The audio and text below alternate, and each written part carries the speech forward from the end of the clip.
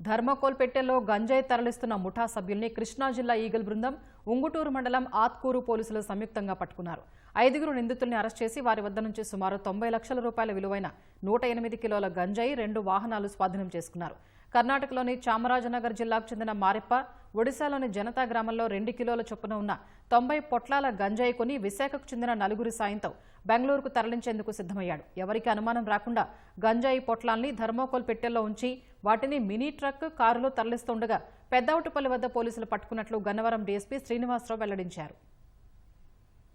వచ్చిన సమాచారం మేరకు నిన్న సాయంత్రం 4 గంటల ప్రాంతంలో ఈశాన్య గార్డెన్స్ అని అవుట్పల్లి దగ్గర నిఘా వేయటంతో అక్కడ 2 వెహికల్స్ ఆపి ఉన్నారు. మనోళ్ళు చూడంగానే వాళ్ళు పారిపోవటం, వాళ్ళు పట్టుకుని ఆ 2 వెహికల్స్ని పట్టుకోవటం.